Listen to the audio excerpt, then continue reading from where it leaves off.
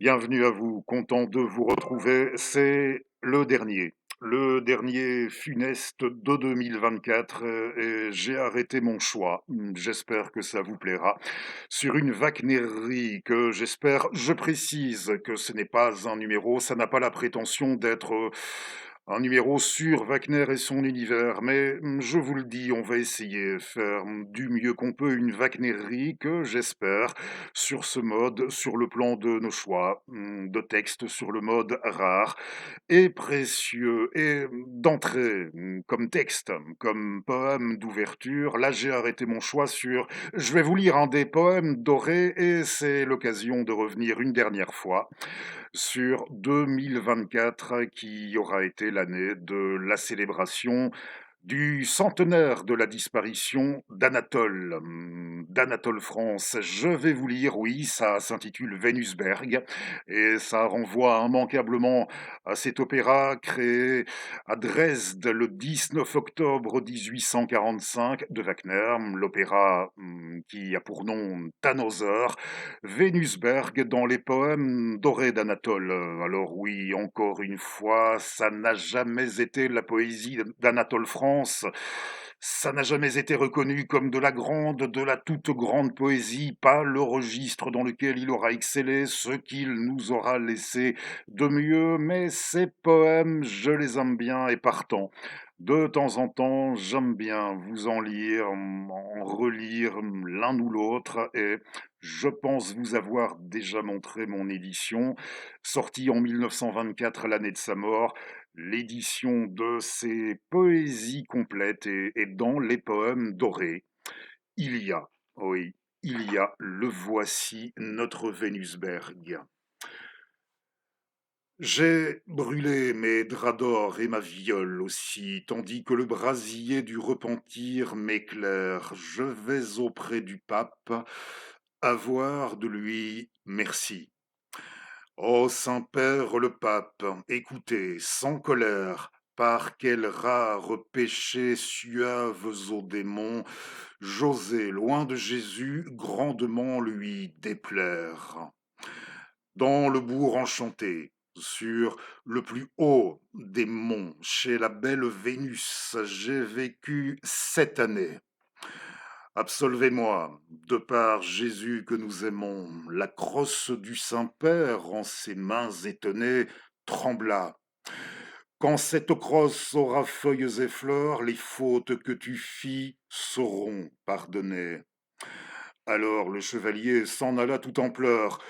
Puisque je ne puis plus, ô Madame la Vierge, espérer dans le ciel de porter vos couleurs, ni de brûler pour vous luisant comme un beau cierge, je retourne à jamais dans le bourg enchanté afin que la Vénus, tendre dame, m'héberge. J'ai joie à vous revoir, grand joie en vérité, chevalier. Seyez-vous et buvez, je vous prie, je vous ai, à nos heures, bien longtemps regretté. Or, le troisième jour, la crosse étant fleurie, le Saint-Père envoya des courriers, promptement pour chercher Tannhäuser par mon Vallée-Prairie. Tannhäuser chez Vénus buvait le vin charmant. Il y doit composer de longs épithalames jusqu'à l'appel de l'ange au jour du jugement.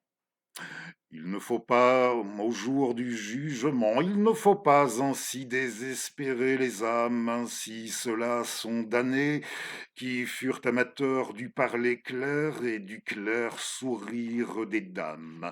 Hélas, le paradis n'aura plus de chanteurs. Anatole France, Vénusberg, la grotte, si vous préférez la montagne de Vénus, alors je vous l'ai déjà montré aussi, je crois, dans mon édition livre CD. J'ai une illustration, oui, je vais vous la montrer. J'en ai même une autre où on voit la séquence avec le pape, mais d'abord, grande cantatrice allemande, sans doute la plus grande du 19e siècle, c'est elle qu'on voit sur cette gravure. Wilhelmine Schroeder de Vrindt en Vénus, dans Tannhäuser.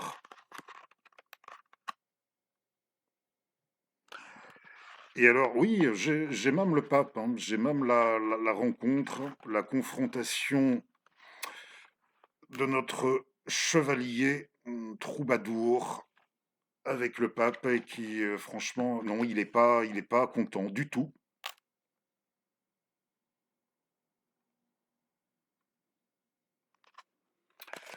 Un tableau, et alors là, pour le trouver, ce tableau qu'on doit au peintre Ferdinand Piloty le jeune, pour voir l'original, il faut vous rendre pardonnez ma mauvaise prononciation des prénoms, des patronymes, des noms de lieux. En allemand en général, pardonnez-moi, peut-être. Pour le voir, il faut vous rendre à Neuschwanstein en Bavière, l'un des châteaux de Louis II de Bavière. C'est que maintenant, je vais vous présenter quelques nouveautés, quelques parutions récentes et notamment une réédition. Je viens d'en parler à l'instant, Louis II de Bavière. C'est clair que si un jour on vous pose la question, dans un jeu, un concours ou l'autre, quel événement majeur survient dans la vie de notre compositeur, de Richard Wagner?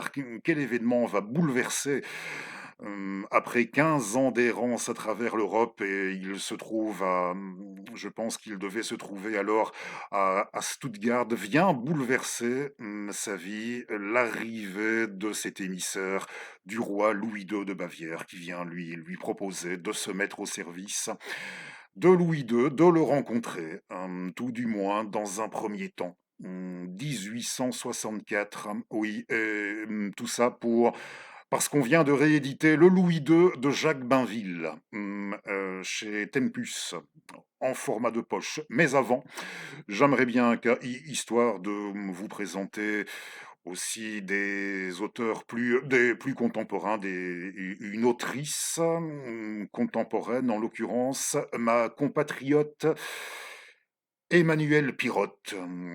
Il y a ce livre, car Tannhäuser, je ne vous apprends vraisemblablement rien, il est aux prises, notre chevalier, avec des reines, à leur manière, prises ne serait-ce que dans un sens allégorique.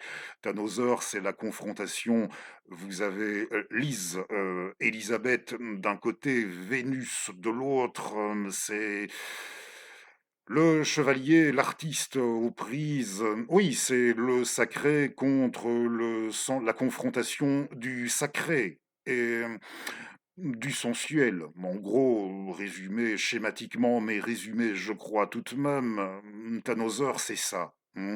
Il y a Vénus, il y a Élisabeth, on a vu il y a quelques instants Schroeder de Vryn dans celui pour rôle de Vénus, hein, et oui, alors ici, Emmanuel Pirotte, elle nous parle de reine à prendre au sens premier, hein, dans l'acceptation la plus politique du terme. Elle a imaginé un futur, un monde où il n'y aurait plus que des reines au sens premier, dans ce livre qui s'appelle d'ailleurs Les Reines, désormais disponible en format de poche. C'est à la LGF et ça doit être rudement intéressant, dans le sens où est-ce que, oui, les hommes ont pour ainsi dire disparu, perdu pour sûr toutes leurs prérogatives, mais est-ce que ça se passe mieux pour autant? Et c'est là que, à la lecture, ça va devenir intéressant. Ma compatriote Emmanuelle Pirotte, partie vraisemblablement pour faire une belle carrière de romancière à qui l'on devait ce best-seller. Oui, ce livre de guerre, on peut l'appeler comme ça, oui, livre sur la Seconde Guerre mondiale, qui a été adapté à l'écran. Je vous le montre aussi, disponible pareillement en LGF. C'est Today We Live. C'était d'Emmanuel aussi, hein, Today We Live, un livre qui avait pour ainsi dire fait l'unanimité critique à sa sortie, que j'aime beaucoup, hein. Oui, un livre qui a fait l'unanimité sur le plan critique, c'est pas interdit, ça peut me plaire aussi. Je vous dis, l'un n'empêche pas l'autre. Alors c'est fait, hein, n'hésitez pas, à vous ruer si vous ne savez que lire en littérature contemporaine. Vous pouvez vous ruer sur les livres de ma compatriote d'Emmanuel. Alors, le Louis II de Jacques Bainville. Je possède, l'édition précédente en format de poche qu'on devait à l'éditeur Bartia. Est-ce que c'est à proprement parler ce que j'appelle, vous savez, j'aime beaucoup ça aussi, hein, ce que j'appelle les actes éditoriaux? Est-ce que c'en est à proprement parler un, 15 ans avant l'édition de poche précédente, de ressortir, chez un autre éditeur, le même ouvrage?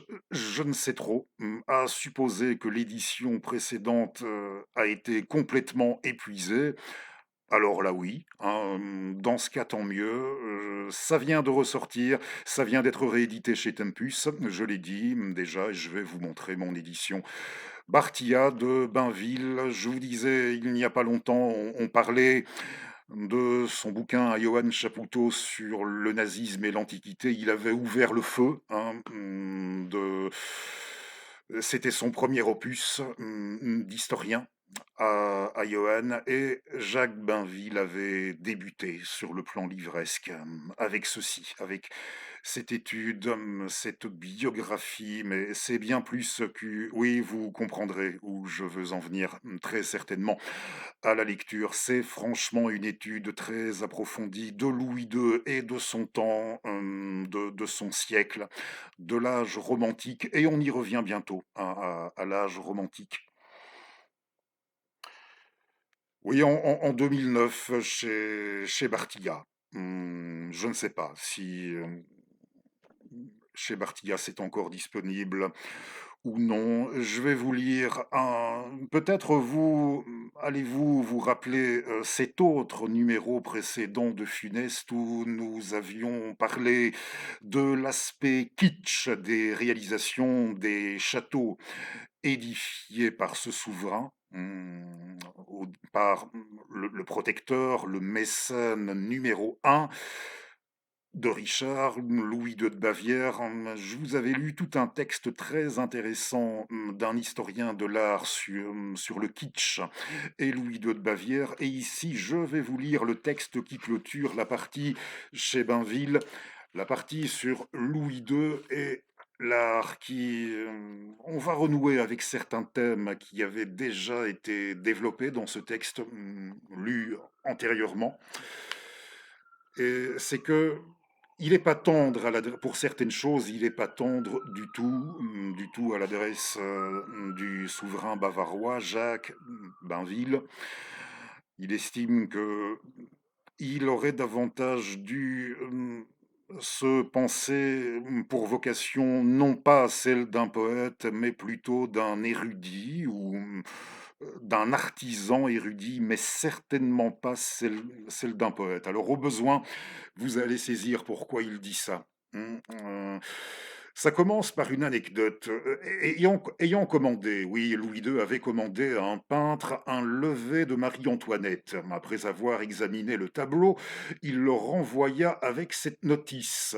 Les dames de la cour ne s'éventaient pas devant la reine et ne tenaient pas de conversation avec les cavaliers, parce que le respect leur commandait de conserver le silence et de garder leur éventail fermé. De plus, je désire voir le compositeur Gluck parmi les assistants.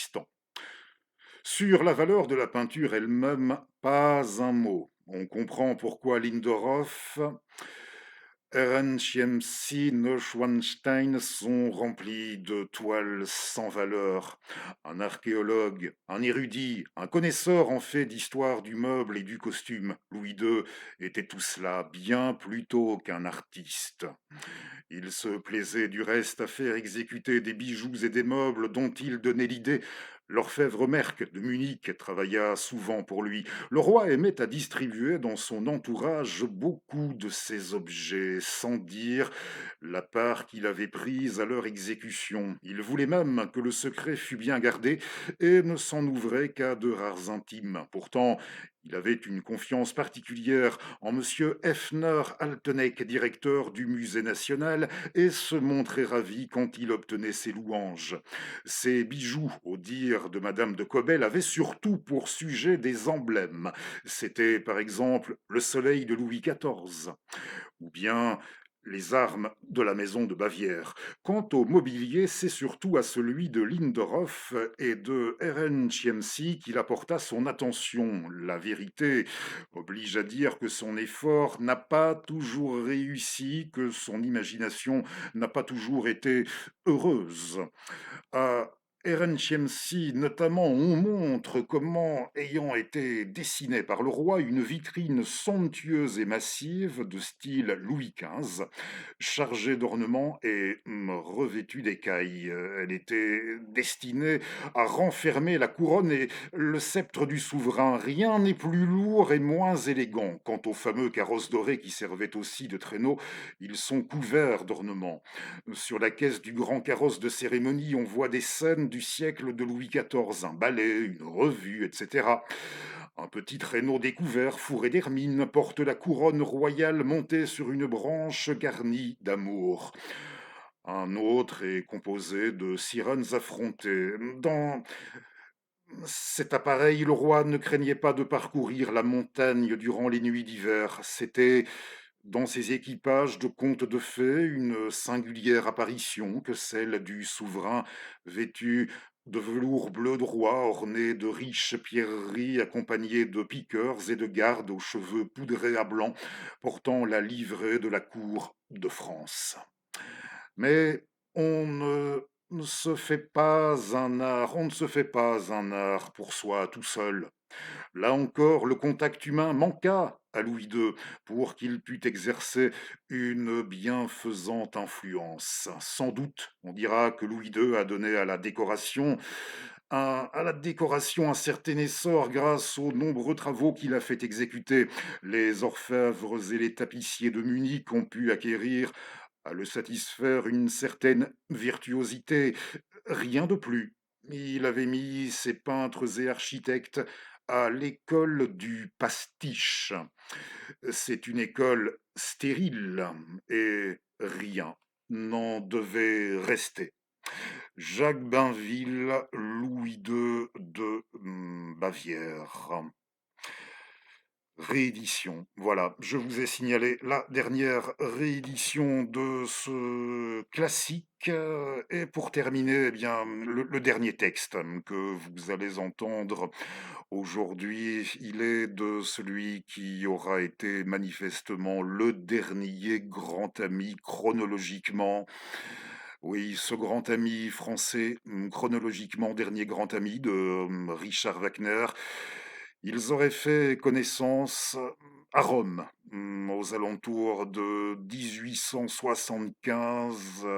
Gobineau aurait retenu l'attention de Wagner avec ce paradoxe émis sur Don Quichotte, sur Cervantes, et qui, à en croire l'auteur des Pléiades et des Nouvelles Orientales, ce Cervantes qui aurait fait une bien vilaine chose avec son Don Quichotte, et c'est ça, qui sur le coup aurait capté l'attention de Richard, qui avait souhaité savoir qui était ce monsieur-là aujourd'hui, si vous le voulez bien, Don Quichotte, car on a déjà pas mal d'autres choses à dire en plus de tout ce qui a déjà été rapporté autour de Wagner. Dans ce numéro, on va laisser Don Quichotte de côté pour cette fois-ci, si vous voulez bien, et on va s'intéresser à cette amitié. Alors là, on la verra comme une amitié, c'est sûr, deux hommes en fin de vie, une amitié crépusculaire. L'un, le musicien qui avait il avait pu concrétiser la plupart de ses rêves, hein, l'édification du temple de Bayreuth, de ce temple à son art, à lui dédié, oui, la plupart de ses rêves concrétisés, et cette consécration mondiale, on peut le dire, de son vivant. Tandis que le Français, l'écrivain, pour sa part, s'il avait mené une carrière de diplomate, il avait été mis en retraite par la Troisième République, quelques années plus tôt, à peine avant cette rencontre avec Richard, hein, et on nous rapporte que sur le plan de sa diplomatie, de sa gestion, en politique, dans les affaires publiques en général, il s'était toujours montré, tout de même, quelqu'un de très rationnel, de très équilibré, le cas échéant, de très moderne, dans toute cette gestion, hein, des affaires politiques, publiques. Joseph Arthur de Gobineau, ça c'est clair, mais en tant qu'écrivain, les ventes de ses livres n'auront jamais dépassé, oui, il n'y en a aucun qui aura dépassé quelques centaines d'exemplaires vendus. Vous comprenez, il est resté dans la plus, en dehors de quelques amis de son vivant, dans la plus complète obscurité, mais Wagner l'a lu, oui, et vous allez entendre un texte tiré d'un des livres qui auront été lus, par Wagner. Il faut dire que, Richard disposait d'assez bien de temps pour pouvoir s'intéresser de près à la production d'un écrivain, d'un de ses contemporains. On avait dû à un moment donné, oui, Bayreuth avait été inauguré en grande pompe, mais son théâtre, il avait dû, pour raisons financières tout de même, entre autres, à un moment donné, il avait dû le fermer. Il travaillait sur Parsifal, certes, qui serait son dernier opéra créé en 1882, l'année de la mort de son ami, de Gobineau, mais il disposait tout de même de temps libre, et il ira aussi jusqu'à écrire à un moment donné un essai, inspiré par la lecture d'un des ouvrages de son ami. Ce sera Héroïsme et christianisme. Oui. Alors j'ai dit, sur le plan de leur reconnaissance ou de leur non-reconnaissance, ce qu'il en a été, il y a un point commun qui est tout de même, s'ils ne l'ont pas fait assurément exprès, ce point commun entre les deux, c'est celui à propos du mystère entourant leur naissance. Oui, leur paternel à l'un et l'autre, leur père officiel qui n'aura pas été, leur père, pour Richard, non pas le fils de Karl Friedrich Wagner, mais celui de Ludwig Geyer. Comprenez, non pas fils de flic, mais fils d'artiste, fils d'acteur. Et du côté de Gobineau, ça n'a jamais été clair. Probablement, fils, non pas de son père, un tout petit officier, de toute petite, oui, vraiment, tout à fait humble, aristocratie. Non pas le fils de Louis de Gobineau, mais de son précepteur, monsieur de Lacoindière. Alors, pour Wagner, il faut croire que pour lui, il a admis la chose à partir d'un moment, si on en juge, par ses mémoires, publiées sous son nom, si ce texte est vraiment, de lui. Et je ne pense pas qu'il y ait eu de contestation à ce propos. Ça commence, oui, ça dit tout, ça commence. La première phrase de ses mémoires à Wagner, c'est: «Je suis le fils de Ludwig Geyer».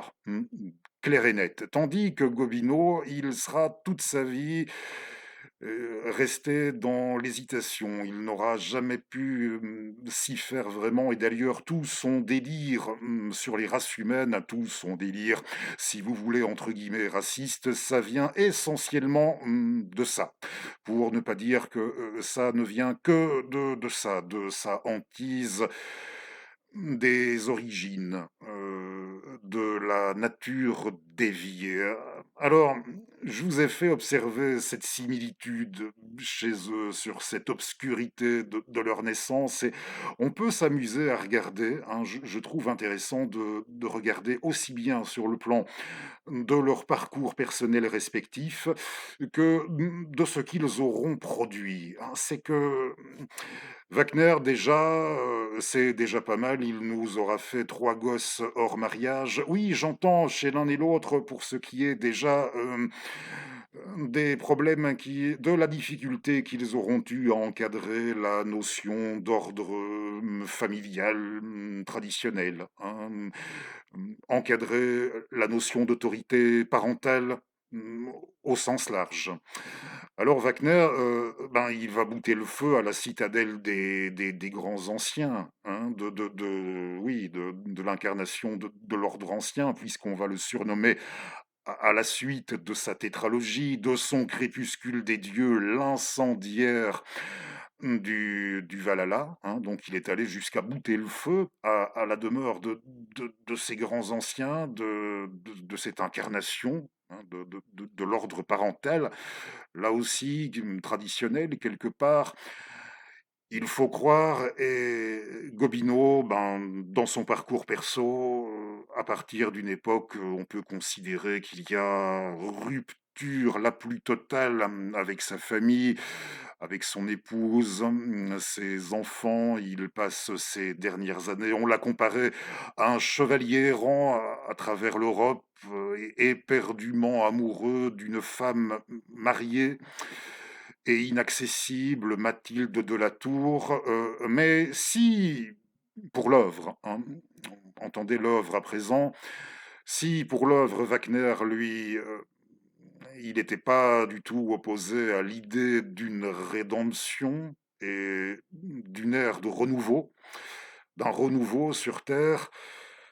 Gobineau, lui, il ne voit plus que l'humanité, car c'est que les hommes-dieux l'ont déserté. Lui qui avait pourtant consacré tout un livre, de par son attachement, lui qui, à partir d'une époque, à l'adresse du Rédempteur, à l'adresse du Christ, n'avait plus que blasphème, insulte, même blasphématoire, il avait toujours préféré l'idée qu'on prenait d'une extraction, d'une humanité d'extraction par rapport, d'émanation par rapport, oui, quand on parle des hommes-dieux, par rapport aux dieux nordiques, aux dieux de l'Antiquité. Et il avait consacré, ça s'appelle son histoire de Tarjarl, tout un livre à sa généalogie et à nous démontrer qu'il descendait bien d'un seigneur viking et partant du dieu Odin, ou si vous préférez, de Wotan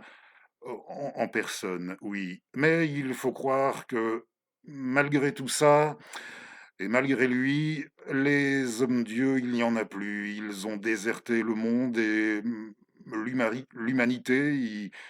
Il prédit ni plus ni moins son extinction pour une échéance située vraisemblablement, je pense que c'était avant l'avènement, déjà avant notre 21e siècle. Oui, je suis venu tout simplement vous dire: «Vous mourrez», hein. Le pessimisme gobinien et c'est que, oui, il y a décidément de quoi se sentir désemparé, si on s'intéresse à cet auteur, au sujet de qui on continue à beaucoup écrire n'importe quoi, mais bon, on y reviendra, au besoin, hein. Je vous ai parlé, de ce livre où il retrace ses origines remontent jusqu'à Odin, mais à côté de ça, son i plus il vieillit, moins on le sent dupe, de ses origines, du caractère arriviste, oui, de ce caractère arriviste dans son parcours. À un moment donné, il n'en était pas dupe, et c'est ça qui est surprenant. Il nous dit descendre d'Odin, mais lorsque son épouse fait écrire sur ses bagages «Madame la comtesse de Gobineau», et là, il s'exclame: Alors là, ça franchement, c'est vraiment con», mais il ne répugnera pas, il ne va pas rechigner à faire indiquer «Comte de Gobineau» sur la couverture de ses livres. Voyez, il y a de quoi se sentir, désemparé. Alors notre texte de clôture, il est tiré de la Renaissance. C'est le dernier roman, si on met de côté, cette vie, La vie du Viking, Ottar Jarl, c'est son dernier grand roman, celui que vous trouverez en Pléiade. Mais et franchement, oui, car si vous avez la chance, si vous tombez, sur cette édition Garnier-Flammarion qui doit, remonter à une trentaine d'années au moins maintenant, si pas plus, celle-ci, oui, si vous la voyez en occasion, prenez-le, hein. Quoi qu'on ait pu vous dire sur cet auteur, vous ne le regretterez pas, hein. C'est un des plus grands livres du 19e siècle, sorti en 1877. Il essaiera encore de se lancer dans ces comme il avait fait ces nouvelles asiatiques que je vous recommande, pareillement. Il essaiera de mais il n'arrivera pas à aller bien loin en raison de ses problèmes de vue, ces nouvelles féodales. Il n'arrivera pas à les mener très loin, ces nouvelles féodales. Alors dans la Renaissance, je reviens à la Renaissance de 1877 ou 77, on a dit que, ce Gobineau avait écrit le testament noir sur la condition humaine du romantisme et ce qui est fantastique, là encore, et immanquablement paradoxal, une fois de plus avec lui, c'est qu'il y a projection. Il nous parle en somme du déclin, de l'âge romantique en effectuant cette projection sur, pour déclin, celui de l'Italie de la Renaissance. Ce Gobineau dont on a dit encore qu'il était un faux nordique, que malgré tout ce qu'il avait pu écrire encore une fois sur la chose, il fallait, pour le comprendre, l'envisager comme un faux nordique, mais un vrai latin. Lui qui ne manquait aucune occasion en société de pester sur, comme il les appelait, les races latines, c'était un faux nordique et un vrai latin. Très attaché à la culture latine, et partant à l'Italie et à son histoire et par-dessus tout à l'Italie de la Renaissance. Il adorait aussi Cimarosa, comme il adorait l'Arioste. Pas oui, de quoi se sentir, désemparé par notre faux nordique et vrai latin. Précision qui était tout de même nécessaire, je crois, avant d'envisager notre lecture, et ça me fait encore songer à Anatole France, qu'il avait connu, Gobineau aussi, un petit peu, et qui bien plus tard l'évoquait quand on commençait à parler, notamment de ses romans, quand ses romans commençaient à acquérir une certaine notoriété. Ça devait être, dans les dernières années, au temps de la vie d'Anatole France, quand il se rappelait, des salons de la princesse Mathilde, et il disait, à ce sujet: «Gobineau, oui, je me souviens, il venait, de temps en temps, il venait chez la princesse, il s'accoudait, sur le coin de la cheminée. Alors comme ça, il aurait eu du génie, il avait du génie, dites-vous. Comme c'est bizarre. Oui, comme la vie est bizarre, en effet, mais je vous la souhaite des plus agréables, des plus heureuses, pour 2024. En espérant n'avoir pas été trop décousu et surtout vous avoir, donné envie de découvrir, des livres, ne serait-ce que quelques-uns de ceux que je vous ai montrés dans cette émission. Alors, dans la Renaissance, je vous remercie d'ores et déjà de m'avoir suivi. J'ai choisi le texte dans la Renaissance de Gobineau sur pardonnez, je retrouve mon volume, mon édition Garnier, Flammarion. J'y tiens comme, à la prunelle de mes yeux. Je n'irai pas jusqu'à dire: «Vous venez chez moi, vous pouvez tout embarquer du moment que vous ne touchez pas à celui-ci», mais il y a des jours, c'est pour ainsi dire, avec votre serviteur, oui, c'est, pour ainsi dire ça. La partie consacrée, la Renaissance, ce sont des scènes historiques, ce n'est pas une pièce de théâtre, mais c'est agencé, je vous en ai déjà parlé, c'est agencé sous la forme comme pour la Révolution française avec Michelet.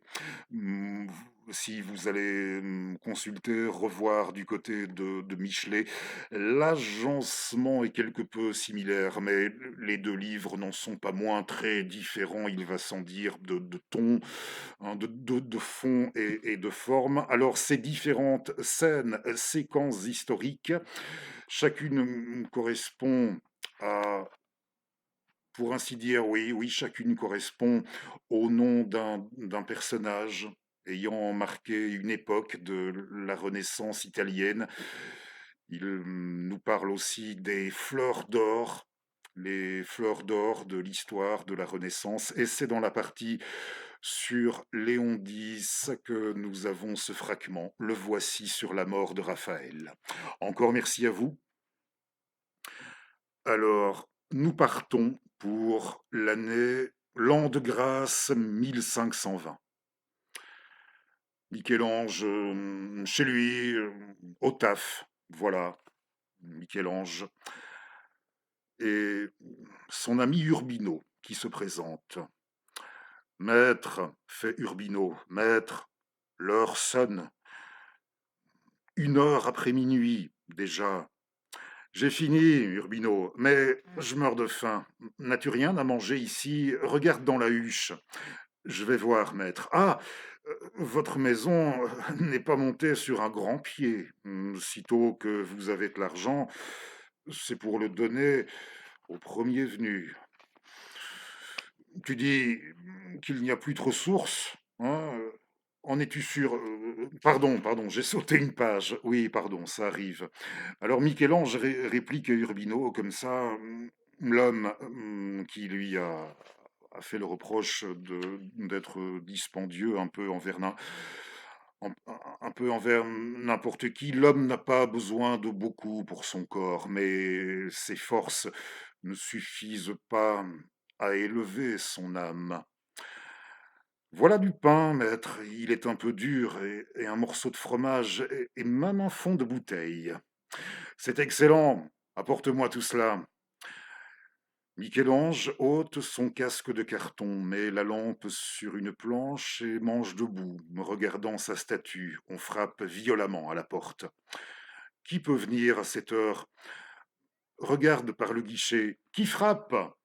C'est moi, Antonio Mini. Ouvrez, maître, c'est moi, votre élève. J'ai de grandes nouvelles à vous apprendre. Mon élève, Antonio Mini, où ouvre? S'agit-il d'un malheur? Ah, maître, un grand malheur. Qu'as-tu? Tu es tout pâle. Raphaël se meurt. Il est sans doute mort à l'heure qu'il est. Raphaël, Dieu du ciel. J'étais dans son atelier avec 2 de ses élèves, Timoteo Viti et le Garofalo. Il pouvait être 3 heures. Un serviteur est venu leur dire que le maître se trouvait mal. Il avait la fièvre depuis hier au soir. Depuis hier, cela ne m'étonne pas. C'est un homme de complexion délicate, moitié féminine, moitié enfantine. Il passe trop de temps au travail et beaucoup trop à ses plaisirs. Je l'ai rencontré il y a 4 jours, faisant des fouilles dans le Campo Vaccino, et je me souviens même que je l'ai prévenu de se méfier des remuements de terre en pareille saison. Tu dis qu'il est plus malade. S'il n'est pas mort, il n'atteindra pas le point du jour. Il s'est fait porter dans son atelier. Je l'ai vu, oui, je l'ai vu, blanc comme un linceul, à demi éteint, les yeux fixés sur son tableau de la Transfiguration. Auprès du lit qu'on lui avait dressé à la hâte se tenaient ses amis, les cardinaux Bibbiena, Sadolet et Bembo, et d'autres seigneurs que je ne connais pas. Au chevet était le Saint-Père. Léon X pleurait et s'essuyait les yeux. Urbino, donne-moi mon bonnet, mon manteau, il faut que j'y aille. Raphaël, Raphaël, mourir. Ah mon Dieu, est-ce possible? Donne vite, partons. Voici, maître, laissez-moi le temps d'allumer une lanterne. Je viens vous éclairer. Tu dis qu'il n'y a plus de ressources. En es-tu sûr? Avait-on prévenu les médecins? Qu'ont-ils dit? Qu'ont-ils fait? Partons. Des médecins, il n'en manquait pas, il y avait celui du Saint-Père, maître Jacopo de Brescia, puis maître Gaetano Marini et d'autres. Tous avaient l'air fort tristes et secouaient la tête, faisant signe des yeux que leur science était à bout.